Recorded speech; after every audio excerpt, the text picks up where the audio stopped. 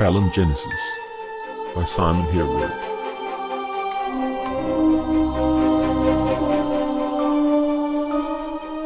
Book 3, Heart of the Sear.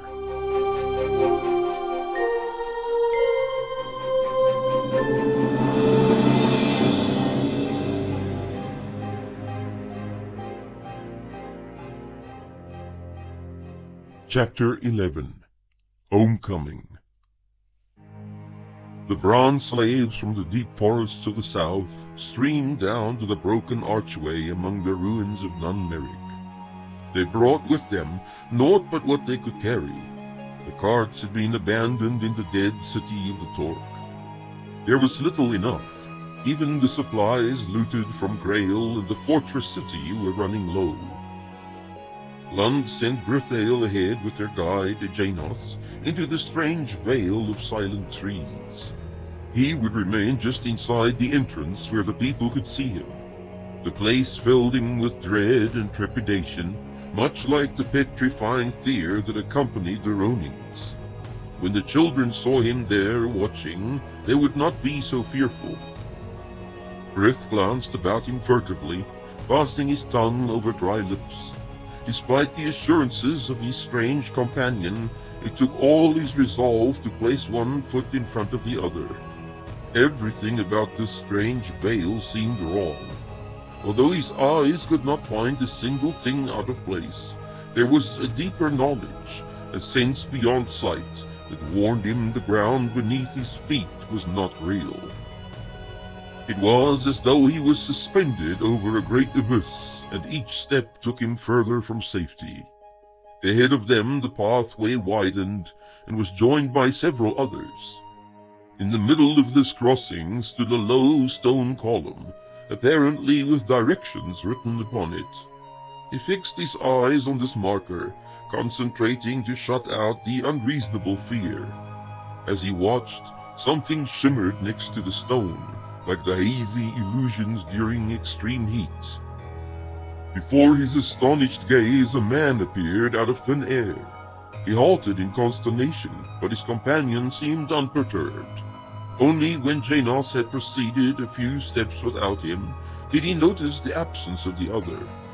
He turned back to beckon Brith forward, his manner soothing and reassuring as with a young child or animal. They approached the apparition that seemed to be waiting for them. It was the figure of an old man, dressed in a long indigo robe. His feet were bare and he wore no covering on his head. Brith suspected at once that this body was woven of the same strange stuff that had formed the magic veil. His voice, though steeped in assurance and authority, was ordinary enough. Janos, you spend much time traveling through the veil. You come and go with others. He nodded in Brith's direction. To the towers. That I do, old friend. With your blessing, of course. And today there is something you must see. Something extraordinary. Brith noticed suddenly that much of the perplexity and fear permeating the place earlier had dissipated. Could it have something to do with the appearance of this strange figure? Lund noticed the difference also. At first he told himself that he was simply getting used to the odd atmosphere, but the contrast with before was too marked, as if a fog had suddenly cleared. The veil no longer appeared hostile and forbidding, unwilling to let them enter or proceed. The Old One stood at the crossroads, watching them file past. The young, the old, mothers and babies, graybeards in rags, youths frowning with care, boys in armor with long spears, their eyes staring in wonder, a tribe of wanderers, homeless but hopeful. Who are these? They are from the south, from the old forests where Malik had kept them for ill use and cruel sport. He watched them now with growing incredulity, a line of expectant voyagers stretching away to the broken gate of Lakeside. They were Virhan, All glanced up at him in passing with the measuring feline eyes of the seer. And he looked back at them, these people who were not meant to be, walking out of impossibility and the planned doom of their mortal enemy. How is it that he let them escape him? Janos shook his head slowly. He knows nothing of this, or he would not let it happen. The deceiver's plans in the south have gone awry. Even the great city in the swamps is no more. He smiled wryly. Not that he intended returning there with all the Northland and Ligurium at his feet. The boy soldiers gave way to a great procession of women carrying infants. Hundreds passed him, their eyes full of speculation, jealously bearing the little lives entrusted to them. How many are there? Did many perish in the attempt to escape? Janos shrugged. The ones we saw numbered between 5,000 and 10,000, mostly youths and children. There were great struggles against the masters that held them, battles in the underground, uprisings and the like. The leader of these people is standing at the gate. He pointed down the pathway. He recounted some of their terrific ordeals during the final attempts to exterminate them all. The Shadow Lord even used a fire breather against them. It is a miracle any escaped at all. A fire breather? You are sure of this?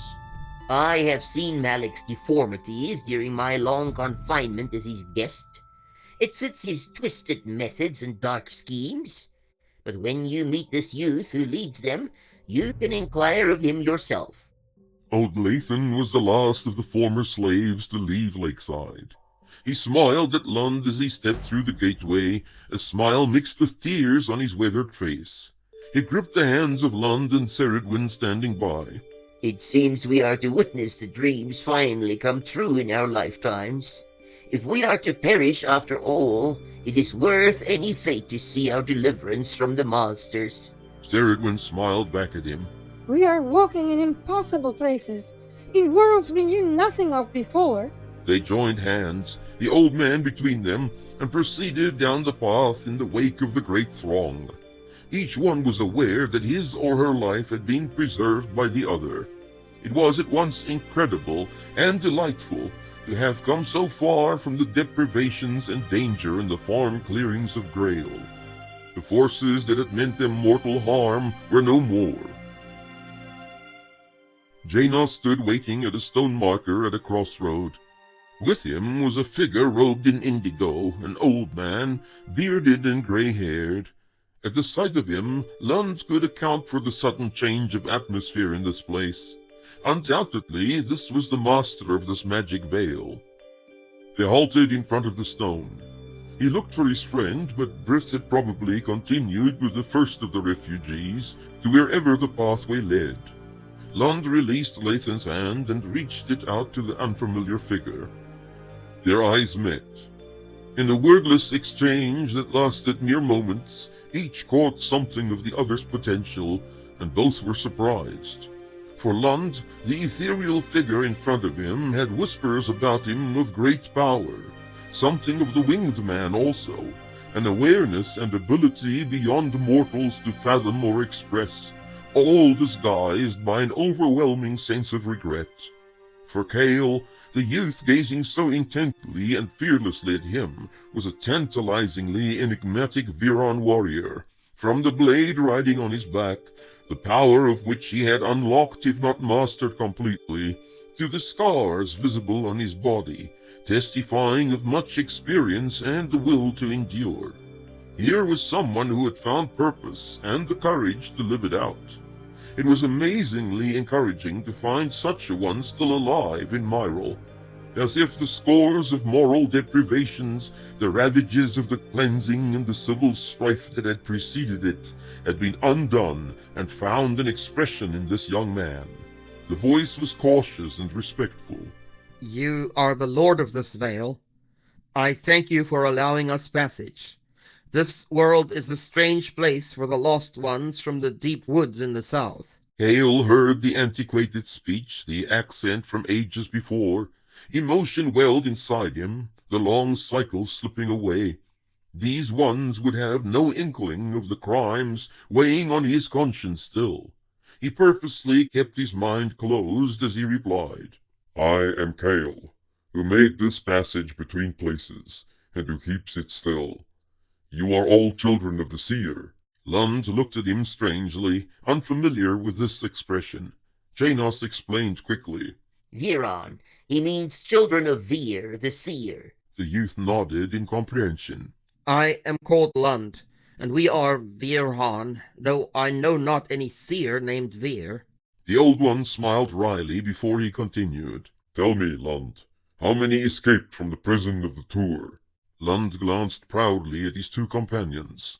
7,712 came out, but we left hundreds behind in the dark caverns and the roaning pits who will never see the sun again. A flicker of a smile appeared on Kale's face. So many, uncontaminated, untouched by the lies that has brought your kindred low. If there was but a way to defeat him. He checked himself, stopping in mid-sentence.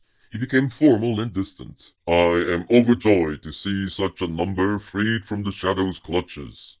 May you find the refuge here you have come to seek. Lund frowned and looked at him strangely. We did not come to find a refuge only. We came to aid our brothers against the Tour, who would destroy us all. Already I suspect that we have but come to perish with them, but at least it will be as warriors and free men, far from the dank underground and the shame of the manacle and the whip. Kale could find no reply. He glanced from one to the other, the old man, the beautiful girl, the resolute youth. They shared that same determination, a stark refusal to be subjected any longer. What an indictment they were against the people who shared their legacy but had forgotten its worth. He nodded to them in parting and stood watching till they disappeared from sight at the far side of the little used pathway to the towers. Lund could hardly wait to get out of earshot before addressing their guide again. Who was that? Is he a great lord? Janos smiled in reply. A great lord indeed. That is Kale, the mortal enemy of your tormentor. Some call him a summoner, though I am not sure why. It all happened just recently, and I was otherwise occupied at the time. Ceridwen spoke in puzzlement. If he is the mortal enemy of the Torque Lord, they must have been at war for a long time. Slaves were kept in Grail for more than 1,000 cycles. Janos nodded. They were not always at war. Kale had no idea that Malik intended to destroy him. The greatest weapon of the Tour is their ability to beguile and deceive.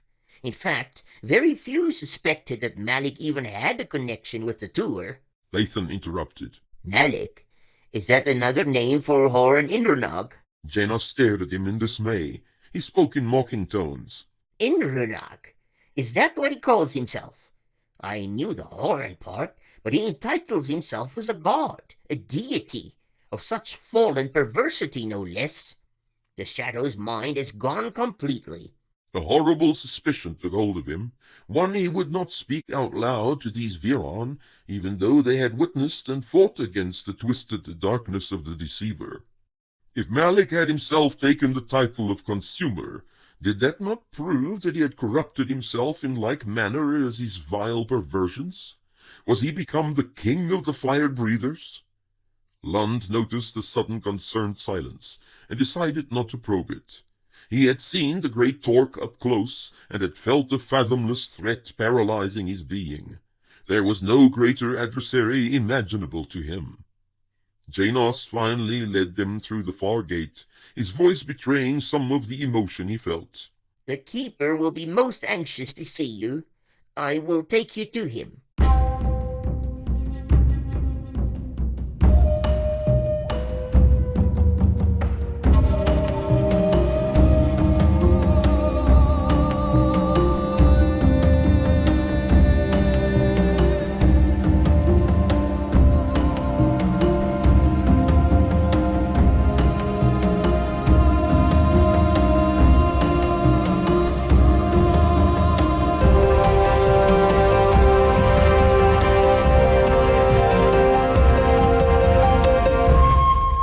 Low tables lined the stone walls.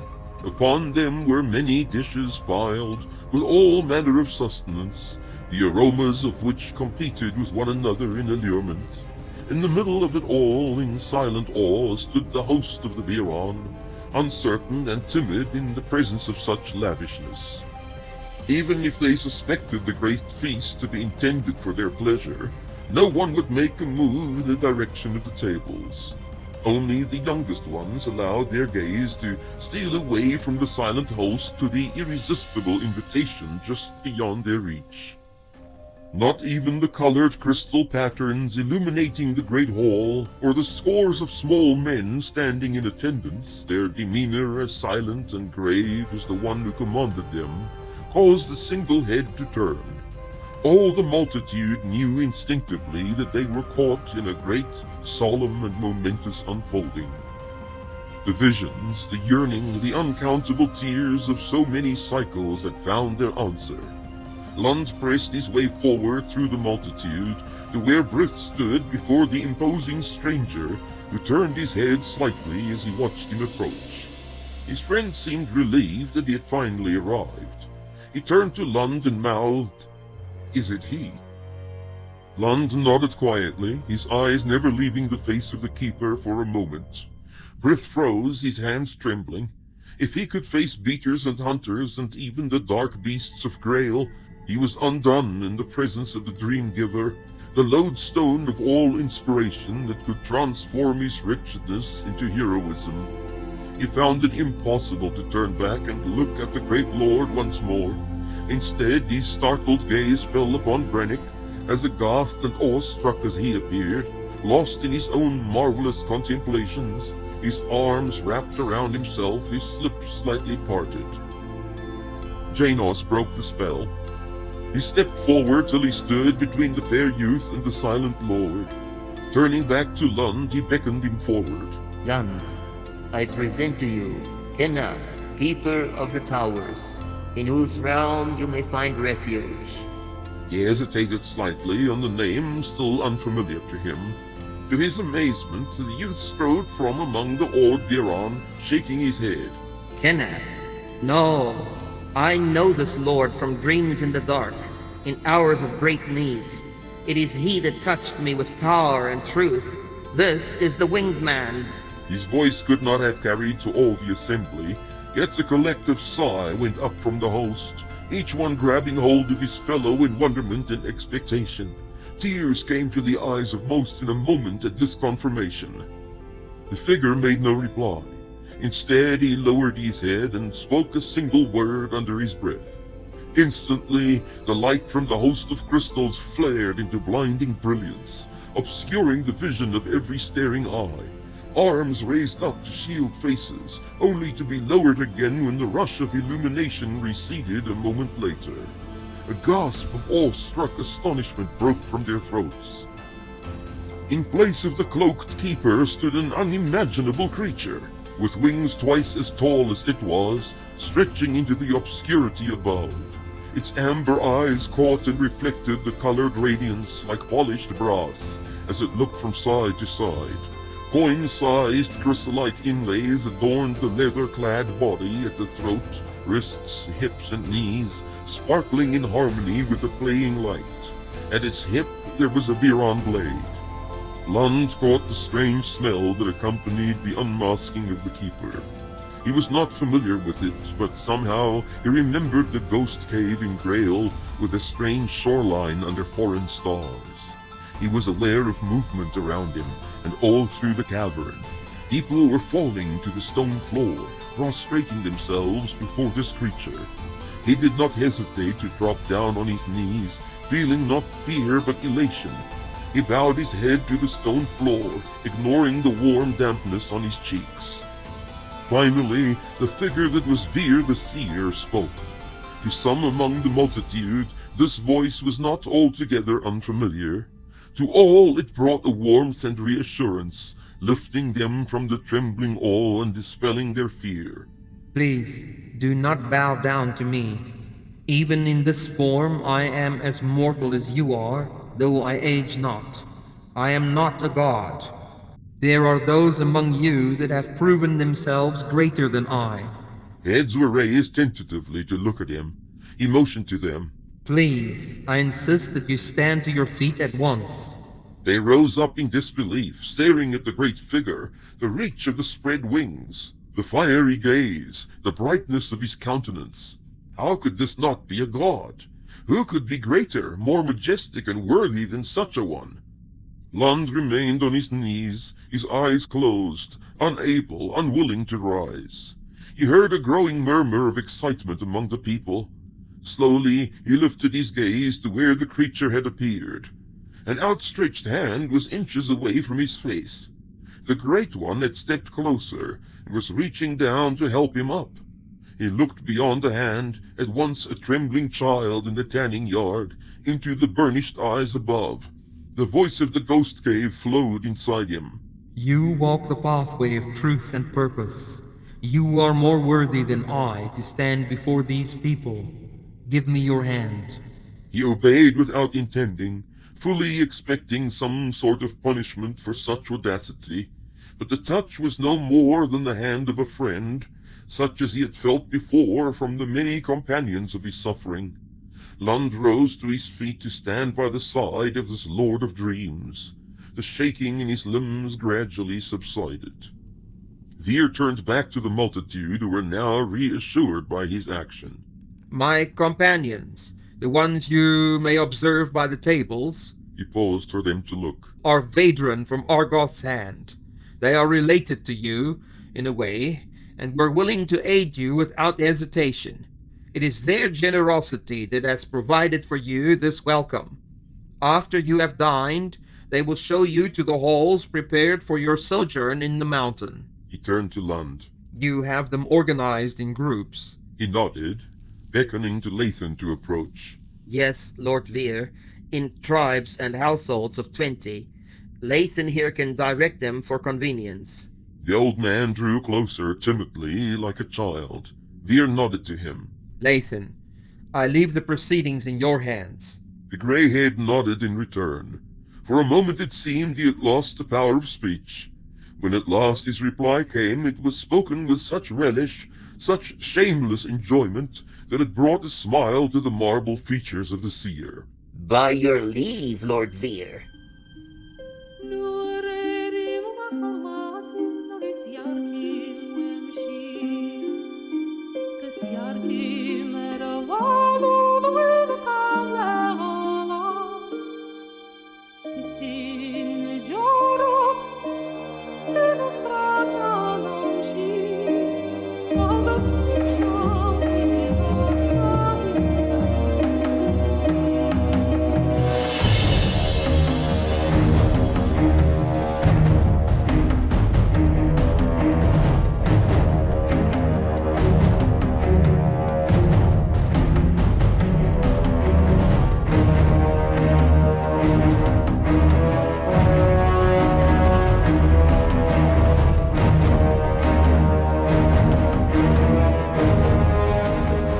Woke abruptly and raised a hand to his aching temples. He moaned softly to himself and kept his eyes firmly shut, in fear of worsening the ache should he open them. A hand touched his shoulder, giving him a start. His eyes opened instantly of their own account, sending the dreaded stab of pain through his head. The light of a single candle set him squinting at the figure hovering over him. Here, drink this. A cup was offered him by the familiar form. It is better to drink it as soon as possible after, to combat the effect speedily. Euban gave me water only, and I was sick for quite a while. The boy chuckled. It seems to be your turn to drink the bitter herbs. Rune took the cup and sat up. You find it amusing, do you? He spoke in a whisper. I will let you know that I am not averse to drinking something that will release me from pain. I'm not a child anymore.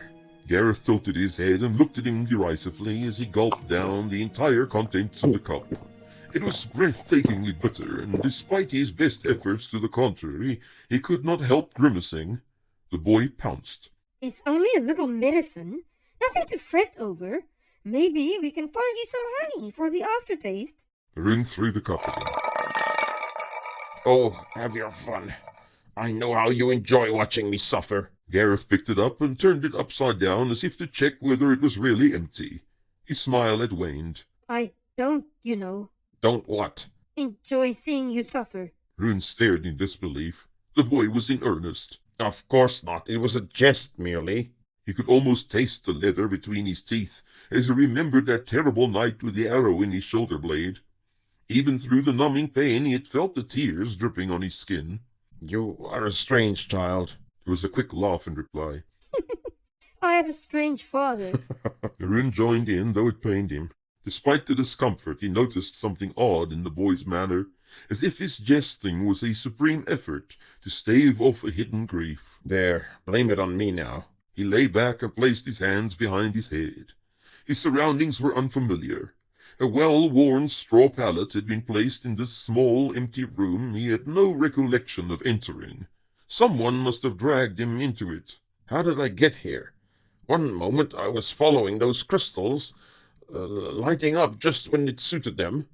The next I am here with this cheerful physician staring at me. Gareth seemed to relax a little. Kenneth said I could meet you here, that you would need help getting back to our rooms. He gave me the cup. I've been waiting for ages. I don't remember it taking that long. You had me worried. Rune considered this. There was no telling how long his vigil had lasted. The struggle in his mind, it seemed never-ending. Slowly, the unfolding visions broke again before his open eyes, and he recalled the powerful words and meanings, even as the pain they had left in his head began to fade at last. He had grown pensive, staring blankly ahead. The boy suddenly cleared his throat next to him, causing him to frown. Gareth could not restrain himself any longer.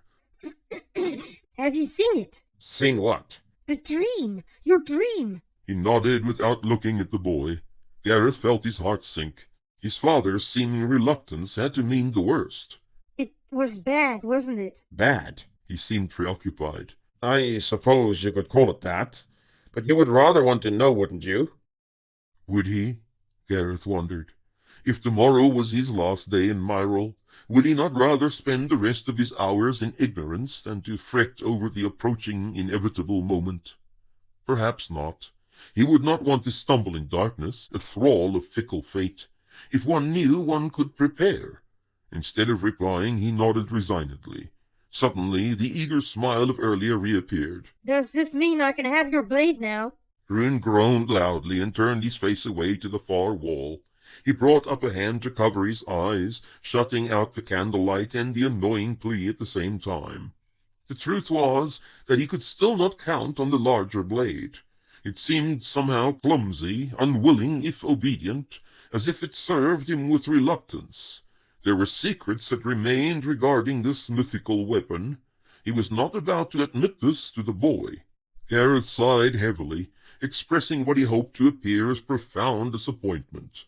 His voice carried all the traces of sullen resignation. I will leave you in peace, then. He rose noisily, dropping the cup on purpose. He regretted it when he saw the figure wince. I will come back for you in a few hours, he said in a low voice. His last murmur reached the ears of the dozing man as he passed through the doorway with his candle. It is just a little one. One would think now that he has such a huge blade for himself. There was another exaggerated sigh in the hallway outside.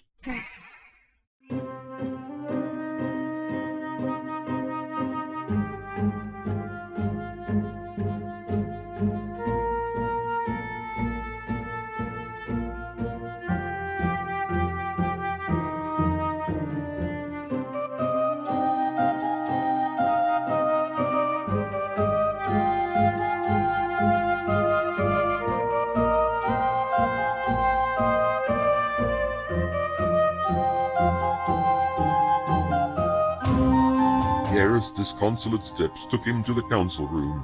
It was deserted. Even the fire had gone out, leaving a dead smell of ashes and dusty tomes. A single crystal above the tapestry cast its cold illumination over the table and shelves. He flopped down on a chair, placed his elbows on the table, his chin in his hands, and proceeded to stare forlornly at the landscape with its broad wings circling, ever higher, till he could imagine them leaving the saddening embrace of Myrol far behind. And the patterns about him glistened in increasingly familiar shapes, as if he was supposed to remember them somehow. Perhaps he had read about them, or a tutor had let slip some well-guarded secret. No, the tutors knew nothing of value, and this was of the utmost significance. If he could only capture the meaning, retain the structure that here was simple and profound, clear to any who would but observe. They were more than shiny sparks in the meaningless void, more than a scattering of shapes from which men could devise their faulty interpretations and misconstrued predictions. Here was a record of the real, from which all things in the world were merely reflections. Gareth? The voice pulled him back out of the void, out of the landscape. It belonged to the keeper, and it did not, as if. He stared suddenly. Why do you look at me so strangely? You know who I am. It was the voice from that far-off shore, of the temple and the stone. Yes, I did. I do. But I have not seen you like this since you spoke to me in my dream. He stared at the leather armor, stained the color of storm clouds, the folded wings protruding a foot above the shoulders, the sparkling gems inlaid at intervals. The gems, placed in patterns with such care, he gasped. Veer twisted his head in the familiar bird-like way. At least the face was the same, even if the eyes were more alive. What is it? Gareth tried to structure his runaway thoughts. The jewels you are wearing. They are not jewels. Yes, I realize that. They work together in patterns, like the constellations in the dark sky. Veer frowned at him. Where did you learn this? Who told you? Gareth shook his head vehemently. I wondered that too, but no one told me. Unless it was the birds and their circling that took me up beyond the clouds and the blue to where everything is clear and you can see forever. The seer was intrigued. And what did you see beyond the sky? The boy's stare lost its focus, reaching for the world behind the veil of the visible. I saw something of the reasons that made this place. I saw the feelings that formed it, and the shape of things like laws or rules too great for the tutors to explain, as if my thoughts were not mine anymore, but the thoughts of the eternal. His voice trailed off, leaving a languishing silence in the room. At length the seer spoke. And you could understand and own these thoughts. Gareth shook his head slowly, as if in a dream. I cannot keep them. When I return from that place, my mind grows dull and slow again. All I remember are the shapes of things, the patterns of the secrets written in the stars, like the gems made at the forming of the world. Veer remembered the urgent need that had drawn him to the past that day the boy was in such danger. Though he mistook the call, the compelling nature of it had convinced him then of the unusual quality of its source. The child in front of him was in certain ways the most intriguing creature he had ever encountered. You see much for one so young. Or maybe it is because you are young that you can see it still. I too have gazed upon these secrets once, and learned much, but not recently. I no longer hear the stars whisper to me. There are too many concerns in the dust of Myril keeping me bound. Gareth emerged from the frustrating, murky state of mind his rational thought could not subject. He seemed to realize fully that the unmasked seer stood mere paces away from him. Perhaps the time had come for removing all the masks. The questions inside him competed with one another. Where do you come from? Did you know these secrets before you came here? There was a slight hesitation, and then the lines around the mouth relaxed a little, as if a decision had been made. I will tell you what I can. Veer pulled out a stool from the table and sat down upon it. Gareth noticed the tips of his wings touching the floor on both sides. You saw what took place in that other time, what I showed you. You understand what happened there? The boy nodded slowly. I think so. It is the story of Imran and Nemara, with the shadow and the betrayal. It is also your story, and that of your half-brother, the child of the shadow. You understand the deception and the motives involved. Whether it was here or in another place, I am not certain. What I showed you are my memories, and the memories of others I have probed through the sight. I do not remember making a choice to come to this time. to share the sentence with the deviants confined here by right. But I must have agreed, no doubt, out of sympathy for my mother or father or both. I was born here when the place was wild and empty, and the inhabitants strange and few.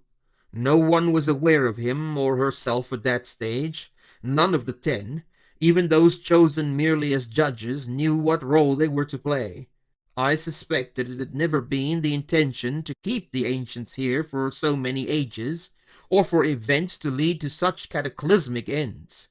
But once the laws had been made and the rules set out, there was no turning back till the conditions of release or annihilation were met. He smiled slightly at the boy's frown. Oh, yes, we they call immortals in this realm can be annihilated in a higher world. We are not self-existing. But when our bodies are destroyed here, when we die, we return in the only way anyone may enter this world, a birth. Again, we have to learn and grow and discover, giving an enemy time and opportunity to rid himself of the returnee before he can become aware. Finding such a one may not be simple, though. Malik had no inkling for the longest time of the whereabouts of Kale after the summoning.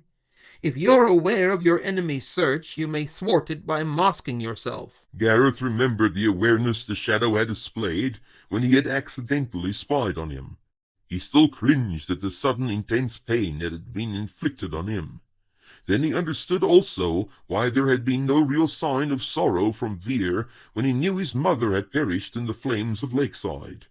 It was not that the stony expression of Kenneth hardly ever betrayed emotions. His mother had not really died there. Perhaps it was even a relief that she had been released from that terrible condition, and might be born to live a different life. He spoke his thoughts. Your mother will return? Again the seer gave him a quizzical look, as if each new direction of the boy's contemplations brought him amusement. If this is not the end, she will have to. There is no choice for the 3 who are judged. Only the judges may remain outside if they so choose. I was surprised to find Janos here still, since all the others have departed. All except my brother, and the 3 who have no choice. There had been no sign of him for such a long time. I believed he also regarded the summoning as the ultimate betrayal, and would no longer help or support someone who had so unequivocally demonized himself. Tell me of the summoning. Kale told me why he did it, but what did you think at the time? The seer looked past him at the stone wall covered with shelves and scrolls. What would pass as a pained expression for him appeared on his face. I was shocked beyond rational thought and sound judgment. There was no denying that Kale had done it. There was only the impossibility of accepting it. The atrocity was mind-numbingly brutal, and revealed his greatest motives, his limitless pride that would sacrifice all before admitting defeat, his base self-preservation at the cost of all other living things, his self-deception that would claim control over forces greater than himself.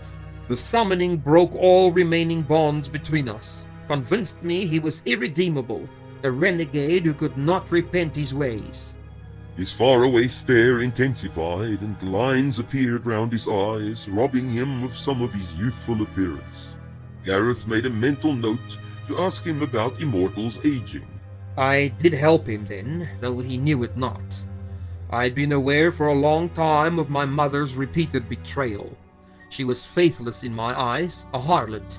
From the desperate need to see him gain the victory over the shadow, and over himself, I aided him in secret to make his escape and find a refuge on Heron Inrath. I disguised my efforts on his behalf by using the Vaedren, not even those from the Hand, but their cousins from Fenvale. He never suspected. I believed the cycles in exile would be good for him, an opportunity to set his mind straight on so many things. Yet secretly I believed that it was all over, that the judgment would find him then, a deviant who deserved nothing but death. There was real sadness in his eyes now, even a pleading for understanding. You see, I would not have been able to cast my vote on his behalf if challenged, not after that immense crime he had committed. and I would have been forced to condemn my own father. Gareth did not understand. Vote? Veer looked down at him from that far place. When the hour of judgment arrives, where and when all three have reached the place of resolution, all of the ancients who remain in Myril are required to vote on the annihilation of the condemned. One vote in favor of preservation would annul the sentence. One vote. And there was no one who would cast that vote for him then. Janos had been the last of the outside judges to disappear. Elena was in Malik's fold, as was his son Turin, and I could not save him who had become a monster. No, not without betraying myself. He sighed deeply. But the judgment never came. Perhaps only because Malik was not ready for it himself. His crimes, though many, would not condemn him utterly, and he was not inclined to repent.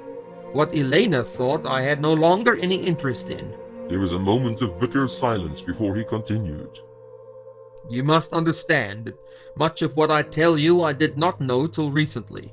Recently for me, that is. For me, there were no ancient writings and prophecies over which I could ponder.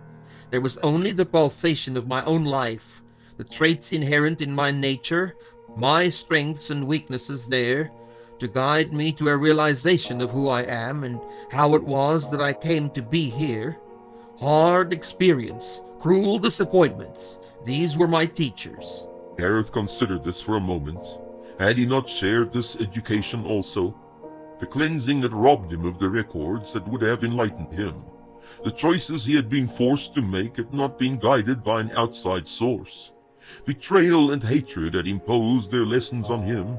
He loosened the hold of regret to continue listening. Hale eventually made the same mistakes he had before. Malik grasped the same opportunity, motivated still by envy and jealousy. Elena followed her own willful, spiteful path of debasement. Nothing has changed from what you saw in the garden. The voice was tired now, a testament of eroded expectation. I have walked in this dismal prison for more cycles than I care to remember. The crimes that keep me here I did not commit. The repentance required, the restitution, I cannot make. The endless flow of seasons without any sign of improvement has withered my hope and betrayed my resolve. Gareth felt the ache of it settle in him. He had no advice to give, no comforting reassurance. Why then do you not depart?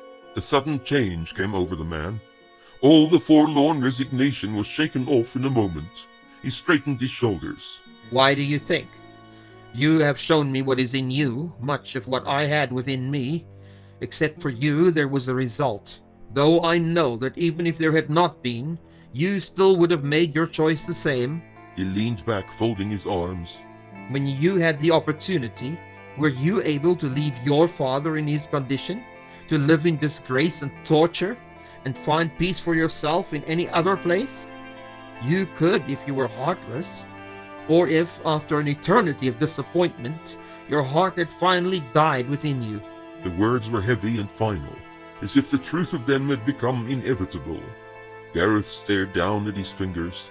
How vivid was the memory of that hour he waited for Tyro in Munboard, the night so desolate around him, the utter desperation that had driven him back to that inn, and the man who had rejected him unequivocally, smothered him even now. Yet he had not ventured back for nothing. There had been a result of that decision. How unendurably sad it would be to see such sacrifice go unrewarded time after time, cycle in and out. He saw again the face of Karth in front of the fireplace in Fur. There was no doubt in his mind. He smiled suddenly. He would make it all right, you know. He told me himself. And he would have no reason to lie to me about such things. Besides, I know that you believe him also. You are still here after all. Deer regarded him a while without saying anything. The boy's eyes betrayed such hope, such blind assurance that he was disconcerted by it. Had he not been as devoted once, long before? Or was it how he had wanted to be, but had simply lacked the courage to? His voice seemed to come from far away. I have not given all as you have. Always there were conditions to my faith. I wonder now if it was ever true, or merely a shadow of hope. Gareth grasped at the opportunity. Can you not believe his actions then? For all his exile he has spent in trying to find a way to save the Viron from Malik. Even though the hope was small, he could have stayed hidden or attempted another summoning. But now he has aided Aaron. The seer stopped him in mid-sentence. I know what he has done. What I do not know is the motive for it. Revenge on Malik? Self-preservation? Did he help Aaron only to use them as a futile weapon against an all-powerful enemy? Has he not done the same with Rune? The room tilted round Gareth. No, he wanted to shout. Cale was not merely using them for sacrifices to his pride and vanity. It could not be true. It wasn't true. Strange words, spoken so long before in the stone room in fur, whispered in his ears. You trust me, and I do not know if that is such a good thing. Had Cale meant them as a warning of some kind?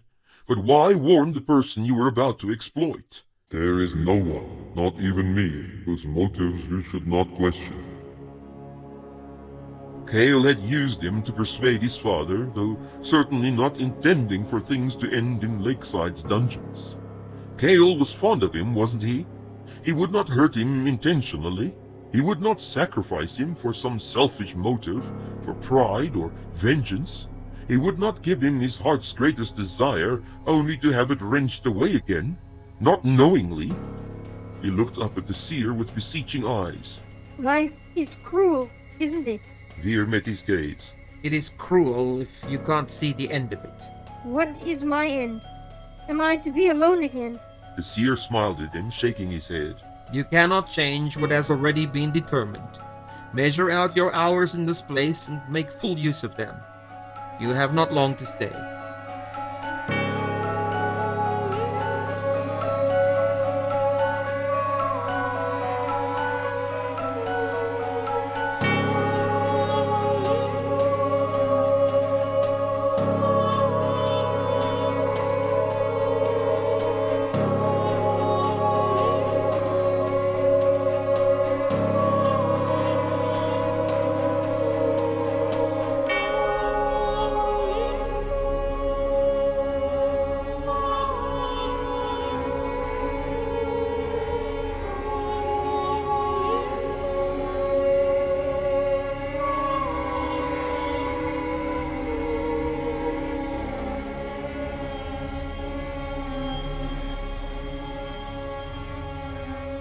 Rune stared fixedly at the array of faces around the table. At least his head was clear after sleeping and a decent meal. Now that the throbbing in his temples had subsided, he could think again. He was pale and subdued still, something that caused Janos to examine him with a look of concern. To the left of the physician sat the youth from the southern forest, his shoulder-length hair as light as Gareth's. With him was the old one, Lathan, and the pretty girl always in their company. 3 other Viron from the host completed the gathering. He had no idea who they were. The group straightened up as the seer entered the room. Rune could make out the suggestion of a bemused expression on his face. Perhaps this place had been used in like manner by far more illustrious company in the past. With him was a Vadran who introduced himself as Luneth from Argoth's Hand. He regarded the Viron with sympathetic and kind eyes as he spoke. The discussion, once begun, flowed this way and that, mostly concerning the potentials and desires of the escaped slaves. Rune listened with growing interest. He was amazed to find out that these people actually wanted to join the struggle instead of hiding here in the mountains. It was not a case of ignorance about the designs and potency of the enemy either, since they had faced the dragons and beasts already, and were aware that absolute extermination was their intended fate. Moreover, there were very few warriors of proper fighting age among them. Lathan supplied the numbers. Of the 900 bearing arms, more than 250 have 13 or 14 cycles. There is an acute shortage of proper clothing, especially among the younger ones. We have some armor, mostly leather and ill-fitting. There are few bows and fewer arrows. Every warrior has at least one good weapon, ranging from the excellent chrysolite spears to swords taken from the enemy. There are also about 200 shields that are still serviceable. Lund interrupted, his expression painfully serious. If we could find more weapons and equipment, almost all the males over 11 cycles would be prepared to join the battle. Brennick, a boy of 12, was with me in the royal hunt. Though I wanted to keep him out of harm's way, there was no chance of protecting him in the end. He has proved himself since then, and has earned the right to stand in battle over and over. If there is no victory for us over the Tuer Lord, then every last one of us will perish sooner or later. He will not take slaves back into service. All these would rather perish on the field of battle than wait for their doom in the mountains. Veer nodded and turned to Luneth. What manner of aid can the Vadran give these people? The little man appeared thoughtful. He seemed moved by the appeal, whether he regarded it as folly or not. I can spare about 200 bows for you, which, given the size of your warriors, would be fitting. Arrows, you can have as many as you can carry. We are already turning out hundreds more every day.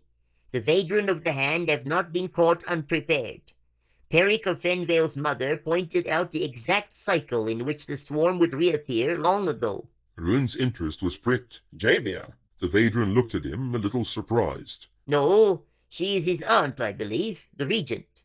He touched his pointed chin as if pondering some important issue. Spears you can have too. Steel, I'm afraid, and maybe somewhat shorter than the ones you have. Regarding shields, you only have to tell me what style or color you prefer. Making sturdy ones is a bit of a hobby in the Hand. We have a competition every cycle, you know. He regarded the others as if there might be an objection to this odd custom. When no one spoke, he continued promptly. Of course, you will need proper footwear and clothing, also supplies, not only for the warriors, but for the multitudes remaining here in the mountains. I take it that you are not used to colder climes, judging by the lack of warm coats or even hose. This should not prove beyond us either.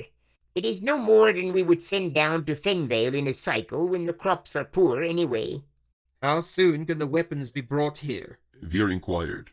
As soon as this captain He pointed to Lund. can tell me what his preferences are. The entire shipment will be here within 3 days. The supplies and the bulk of the clothing are already underway. Here, then, was more proof that the Vadran were not caught unawares. And with the Seer in such close proximity, it was not surprising that they had so much intelligence on the outside world.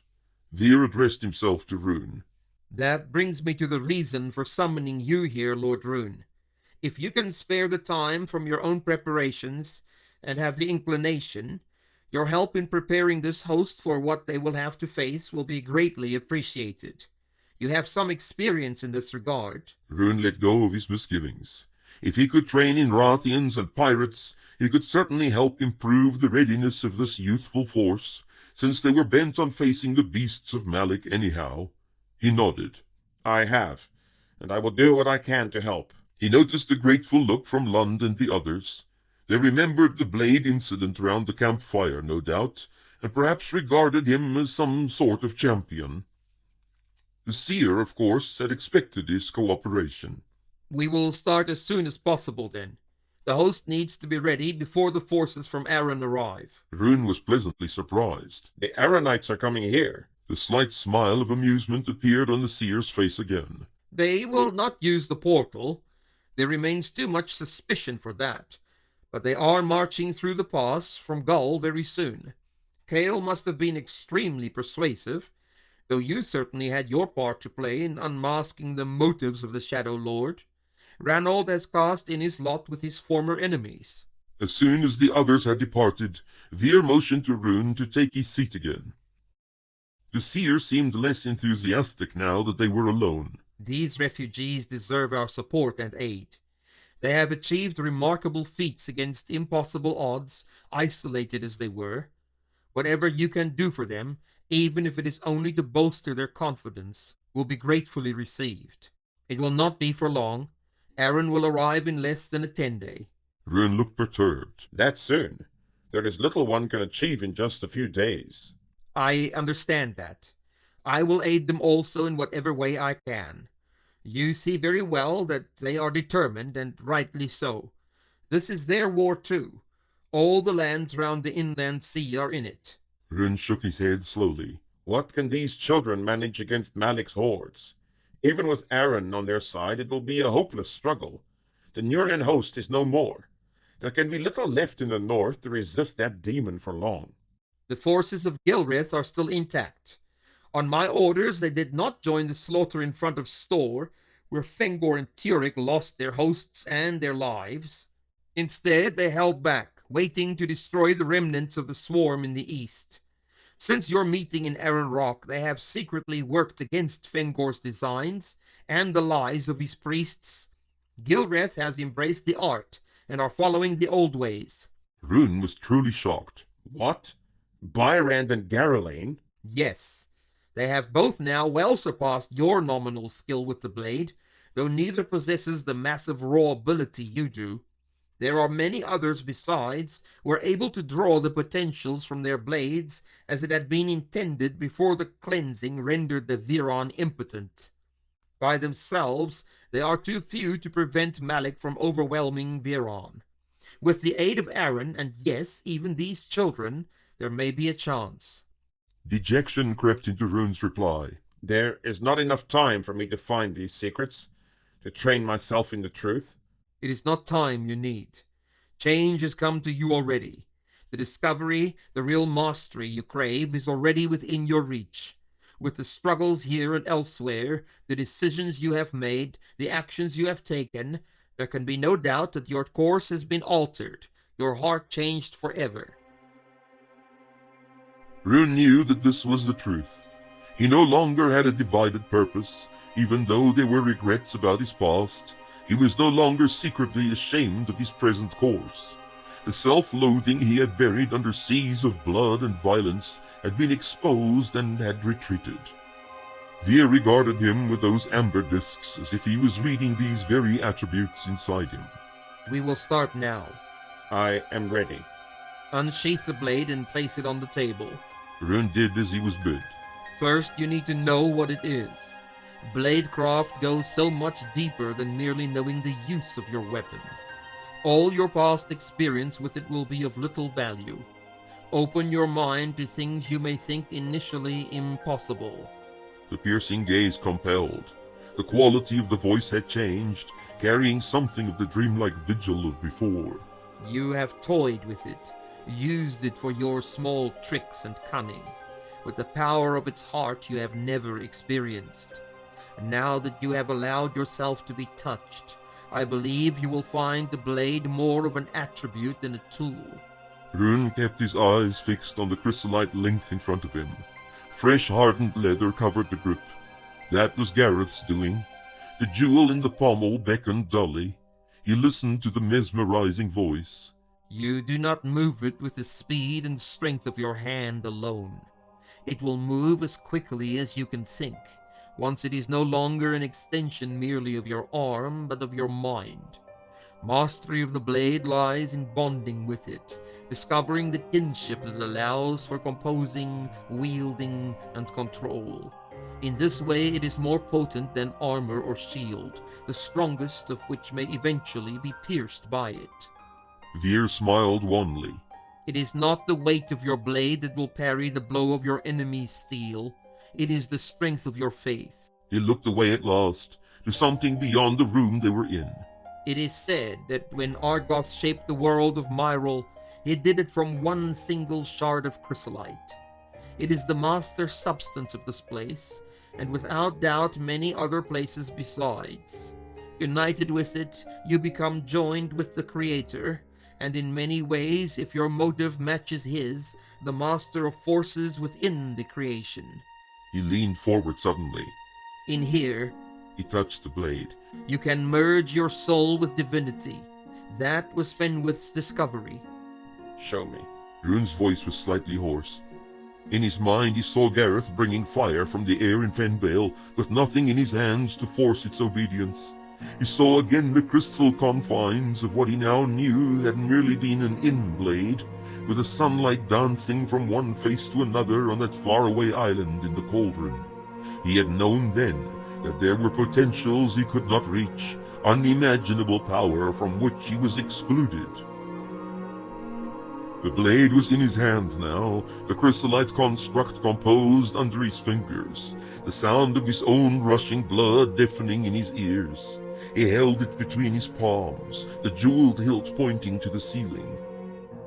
He was on his feet, though he did not remember rising from his chair. It is not too late for you. All the conditioned apprehension, the instilled fear of this tremendous power, this art, disappeared at last. He gave himself to it without reserve. A note rose in the air, perhaps only audible to him, high-pitched and fair, like wind in the reed pipes of a minstrel. Soon others joined it, a harmony of intoxicating beauty. The blade grew warm between his fingers. He felt a new life inside it, a stirring of a higher degree. Around him they stood, stretching back for indiscernible cycles, the spirits of the mighty Viran who had sprung from the union of fire and air, reaching back to the god of battles, Imran himself, whose mere shadow would draw a blaze of power from the translucent heart of his blade. And he knew the command of this instrument, the essence of the air, the jealousy of the earth, the passion of the fire, were his to harness and employ. Inside of him was an answer to the song of the blade, an affinity born of shared origin, the purity of purpose. Again there were tears of shame, the disgraceful use he had made of such exalted gifts. But there was life still, an opportunity for restitution. The voice of his vision brought him back to the room. You sense it now, the power awaiting your instruction. What you have tasted of sorrow and pain, the fierceness of your devotion, the consuming thirst for redemption. In your soul are motives that you may enter, and your choice, your nature will define the outcome. Find where you are strongest, and let it draw the power from Myril itself. But remember, your frame is mortal and limited in what it can endure. Bring the control you learned in the arena into your tactics. Do not wear yourself out with the first blows. Such power and the wielding of it is very demanding on mind and body. With so little experience of its use, you may be tempted to strike every blow without restraint, quickly overtaxing your strength. Use the subtleties you employed before. Strike with power only when necessary. Fear's eyes were two compelling orbs of amber. On the day, do not waste your power on other opponents, not even the fire breathers. Wait for your opportunity, it will come, and you will need all the strength you have to strike the death blow. For a moment you will be exposed, for one must of necessity strip oneself of defenses in order to strike with all one possesses. There was a touch of thought, almost unintentional. You must do what I cannot. The stern look faded. He lowered the blade. For a moment it appeared that he was alone in the room. From the open doorway came the last instruction. Tomorrow we will speak of armor and defenses against the dragon's fire.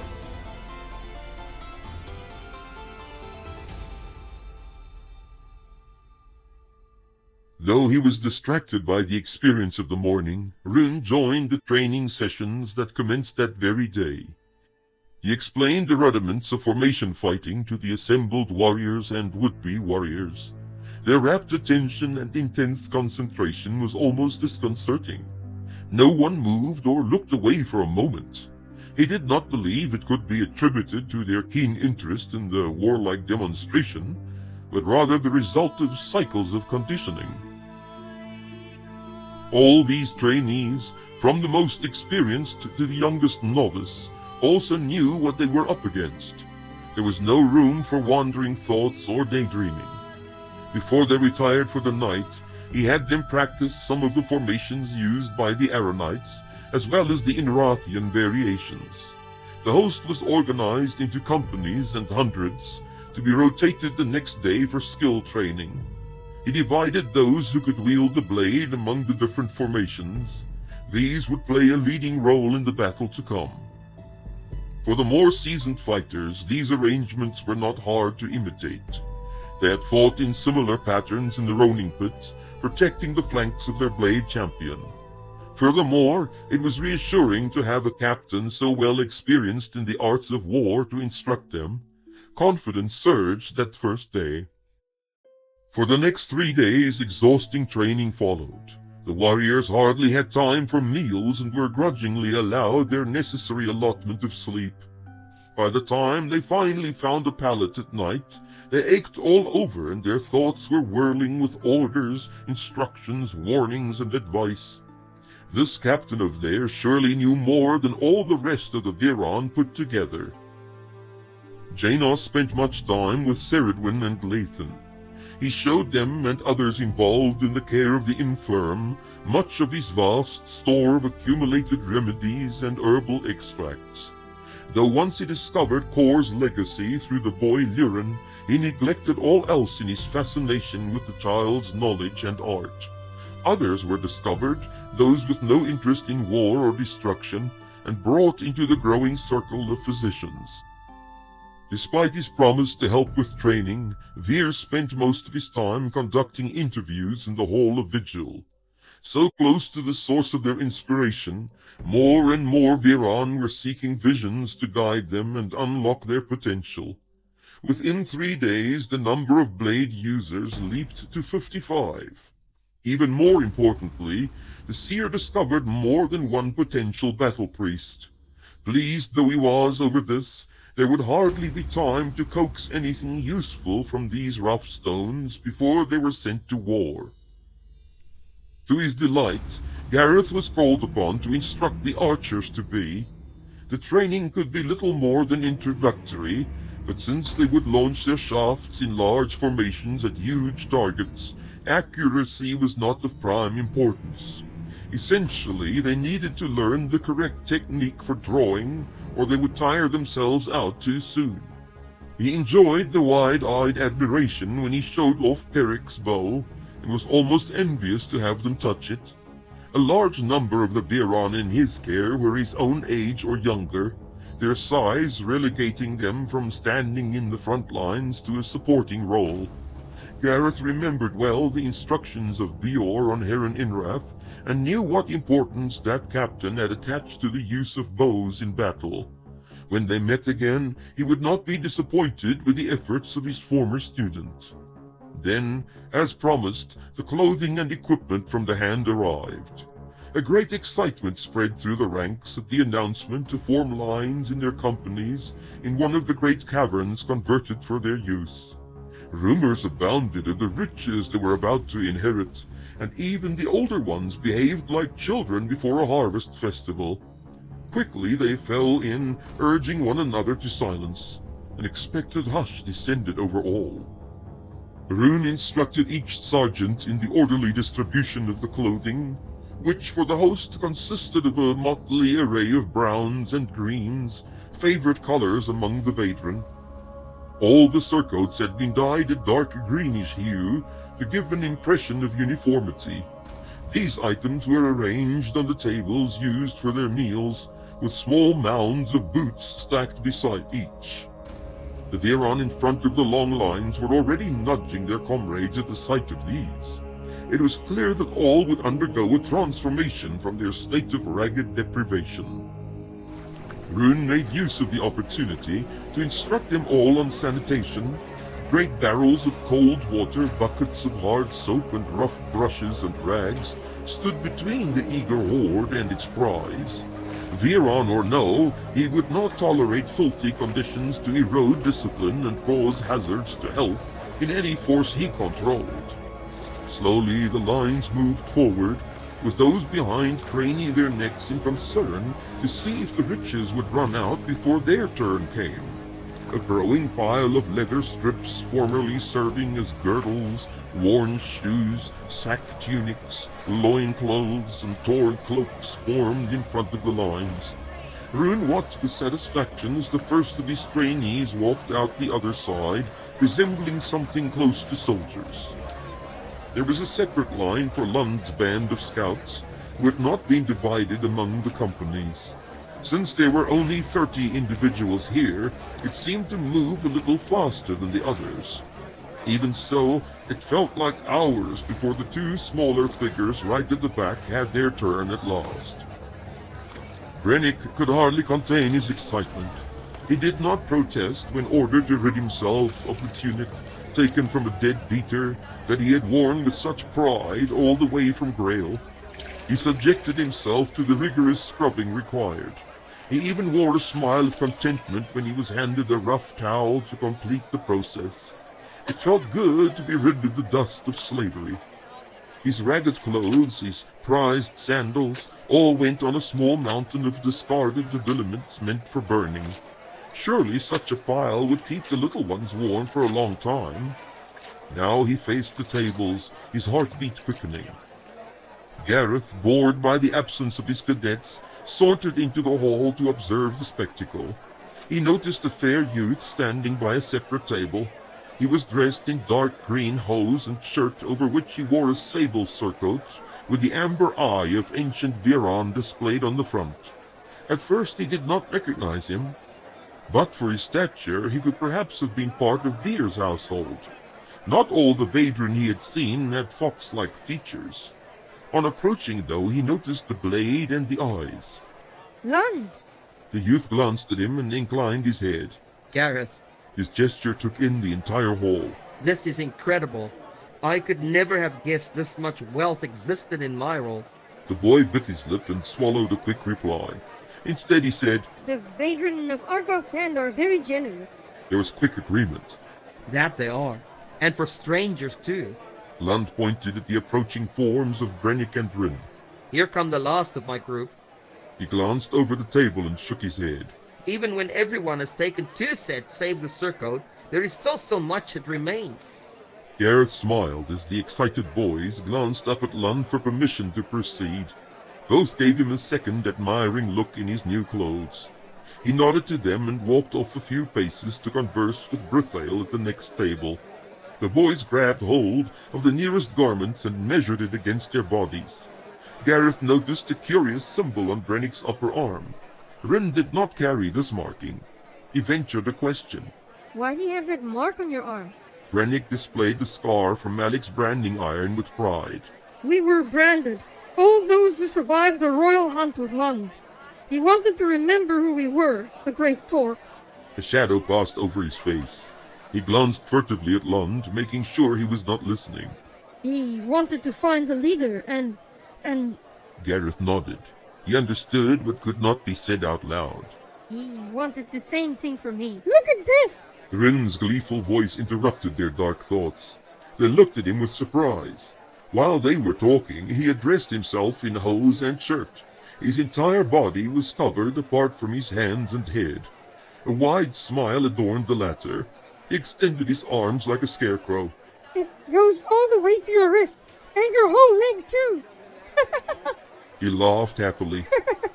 Gareth shook his head in disbelief, but he noticed Brennick turning to the tables in a frantic search for his own finery.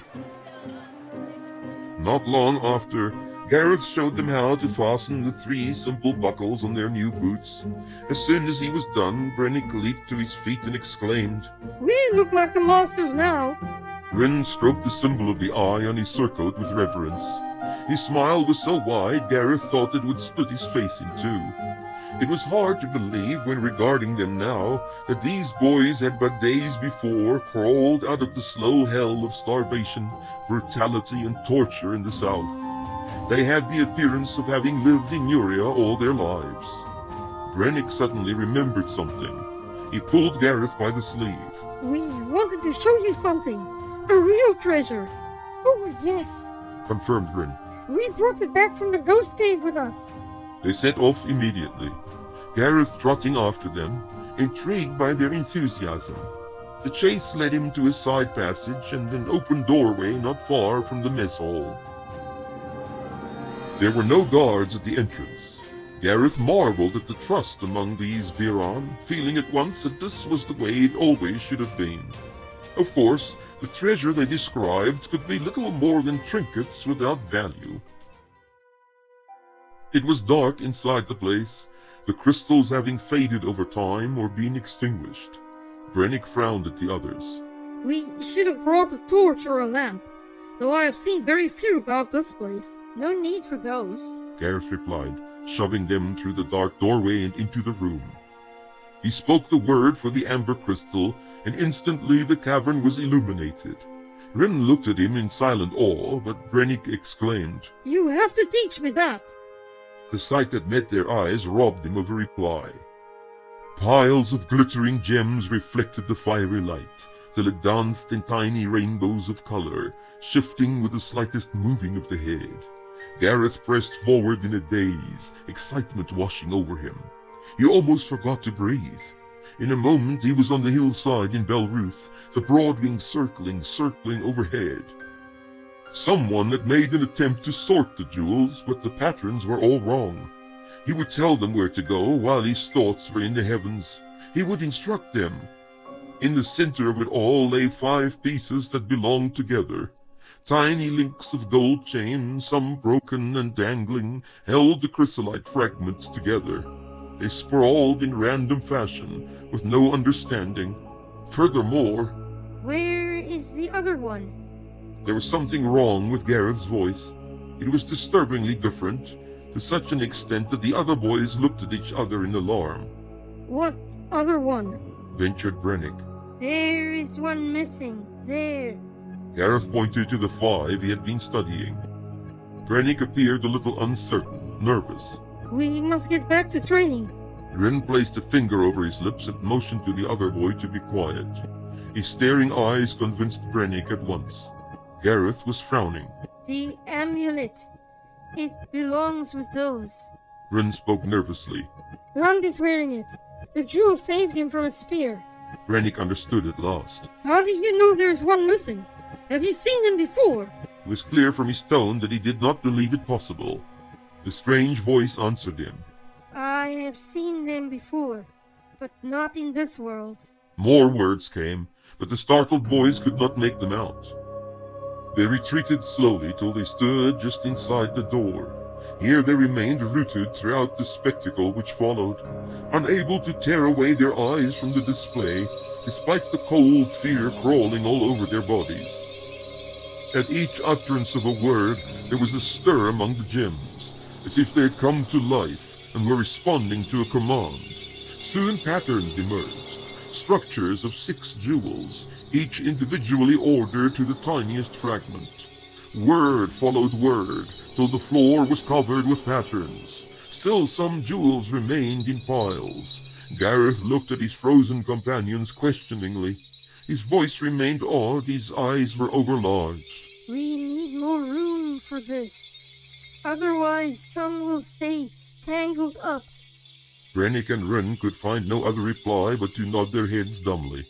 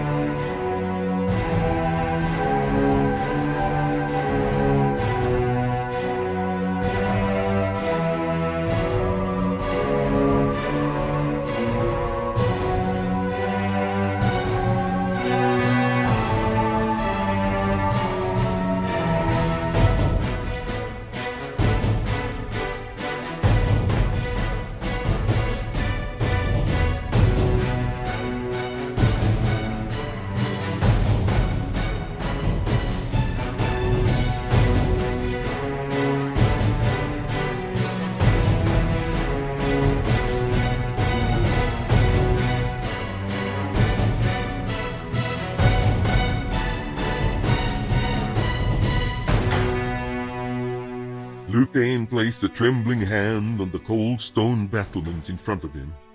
He noticed the involuntary movement of his fingers with irritation and clenched them into a fist, wondering if this new habit had commenced with his narrow escape from the swarmlings. He became acutely aware of the smarting in his side, where the claws of those foul beasts had raked his body, despite the armor he had worn. It was a fearful thing to face such mindless aggression, a horde that could not be intimidated or cowed. Below him the early morning sun pushed back the shadows among the burnt-out shells of dwellings that used to be a village. Even now the stale smell of the incinerated structures and goods lay heavy on the air. There was no stirring of spindly limbs among the ruins. Lucain caught himself wildly hoping that the monsters had departed and left them in peace. The guard pointed silently to the shell of the old inn near a huge oak tree. Perched on an exposed roof beam sat one of the beasts, staring up at the walls, as if studying them. The disgust welled up in the king, making him shudder. He was about to order an archer to pick off the brazen horror when the creature stood up and nimbly jumped down into the cavity of the ruin. There was no doubt that the swarmlings were there still, keeping up their death watch. Lucain descended from the battlements for his meager morning meal. Belruth had had no warning of the impending siege, and was ill-prepared for it. Supplies were already running low, and food was carefully rationed to last as long as possible. Nobody had any inkling as to how long the threat would remain outside the walls. There could be no venturing out, however, while the swarmlings camped around their city. Lucain frowned over the warm oat gruel. What kept these creatures here? Would they never leave the city to forage for victims elsewhere? How long could they remain without sustenance? He remembered the tearing of the wounded and dead swarmlings that had fallen from the walls. Perhaps the horde would devour itself if Belruth could hold out long enough. There was only one other avenue of salvation.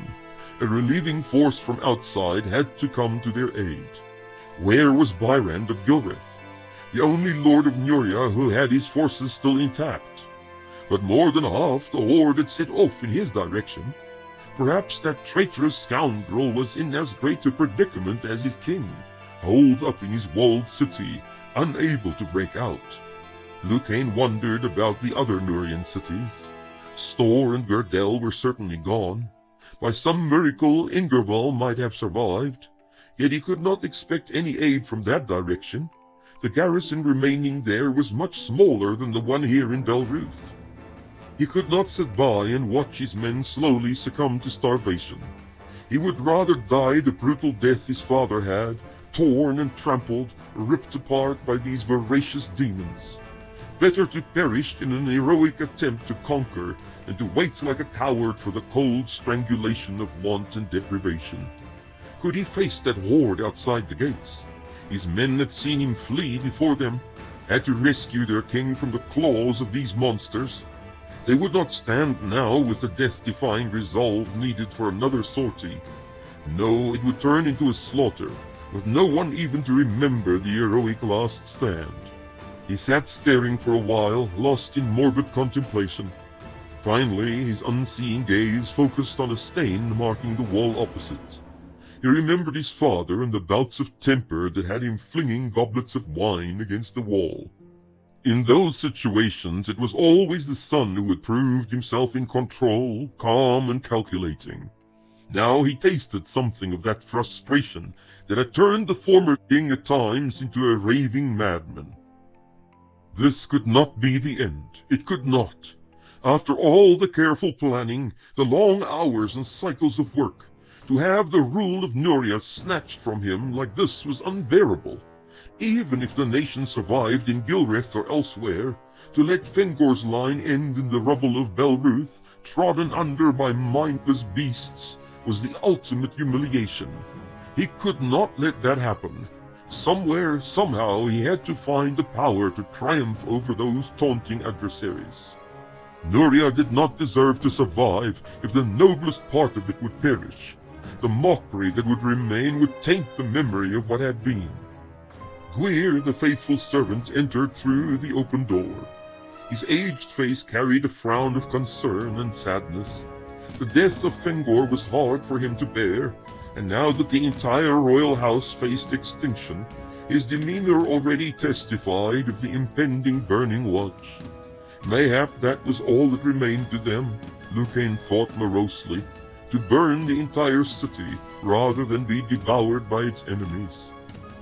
The old man placed a platter containing fruit on the table in front of him and departed without saying a word. Lucain watched his black-clad figure disappear through the doorway, then turned his gaze back to the platter. 2 scrawny figs, the first of the Genesis fruit, lay lost and forlorn in the middle of the dish. He recalled the lush offerings of the past, the arrangements of unspotted beauty and perfection brought in for the sovereign's chance appetite. Who would dare present such paltry fare to a king? But that was what they had been reduced to, the shriveled little figs on this plate. Anger blazed through him, and he grabbed hold of the objects of his sudden wrath. Before he could consider his actions, he flung the hateful things against the wall, where another stain appeared next to the marks of his father's frustration. He had them brought from their beds, from their new duties on the wall, from their useless prayers to forgotten deities, the priests of Belruth, every last one, down to the temple where they had spent their finest hours and done their most glamorous deeds. There was something more than blades that set Nuria apart from the lights of Ligurium, the power and mystery of the priesthood. Now the hour had arrived to tap this final resource, no matter how restricted or crippled by prohibition. Whatever form of the art still lingered among these relics would be commanded by their king in these darkest of hours. Lucain had seen the tremendous display by Willem of Store going to the aid of the trapped Nurian host. That old man had made use of the art, legal or not, and had driven back hordes of the enemy with it. The High Quester, with all his ritualistic legalities, had been trampled with the rest. The new king of Nuria would sweep aside these limitations and laws. The day of dire need demanded such desperation. He had them face the great winged figure, where the flames were still burning. His voice was loud and urgent, echoing in the great dome. Tell me all you know of the art, and don't give me the tale spun by Talon. I know you use it by permission in your rituals, and you train the new acolytes in its use also. You can conjure light from the crystals in these walls. He motioned to the dark reaches above and around them. You must know how to make it serve me, how to gain power from it to vanquish the hordes on our doorstep. Lucain pointed to a wizened old priest in front, stooped with age. You, He said roughly. speak. The old man cleared his throat. He seemed nervous. What we know, my liege, will be of little use against these creatures. The commands were the crystals we use, but we were forbidden to delve into any other uses. The chanting was merely a front to impress visitors. His voice trailed off uncertainly. Lucain seemed unimpressed. But you must know of more uses than you displayed for the crowds. He insisted. There are secrets you have shared, sources never revealed to anyone but priests. The old one looked perplexed. I assure you, my liege, the only art a priest may learn is the conjuring of light. We do not even know how to compose a blade. Lucain shook his head in annoyance. Are you deaf? I told you I won't fall for Talon's old lies. I have lived here all my life, remember? You know how to move or change things, like that mad old heretic from Store. He turned to another man whose colored hemlines marked him out as a teacher. Again he pointed. You! The command was like an accusation. The man shriveled under it. It is the truth, my lord king. The old writings have forbidden us. Priests are instructed in temple rituals, the burning rites, wedding ceremonies. Lucain waved him to silence. But you have read them, not so? These old writings? You know about powerful sorceries, don't you? He turned about wildly, looking at each in turn. Even if you could not perform these acts, you know how they could be done. The priests appeared greatly alarmed now. The request made so openly was punishable by death, or so it had been the day before. Even if they possessed such knowledge as the king demanded, none would admit to it. All they could do was stare dumbly at their frantic sovereign. Lucain noticed the dumbfounded looks, the dismayed glances. He realized the futility of his quest. What good are you? His voice rose insanely. What good can you be to me if your power is but cheap trickery and your knowledge-based corruption? No one moved. No one ventured a response. Instead, they stood ashamed and humble children, weathering the storm of his indignation. Lucain watched them with disgust. None would meet his gaze. He caught one or two glancing sidelong at one another. Suddenly he was convinced they were hiding something from him, plotting to conceal from him the only means of his salvation. You will tell me all. He drew his blade. You will reveal to me the secrets of the summoning, or I will have you flayed alive, one by one, with the others watching. The priests stared at one another in shock. He had spoken that dreadful word, that terrible blasphemy, out loud, insisting on their participation in the abomination. Clearly the king was no longer sane. The horrible death of his father, the plight of the kingdom, the sad fate awaiting them all, these things had become too heavy a burden for his overtaxed mind. They had to act to save themselves from his impossible demands. They would do what they did best. The old one in front, raising his hand, spoke for them all. Please, my liege, there is no need for threats. Of course, we will share with you all that we know about that sorcery. If you believe it could save us all, we will aid you in any way we can.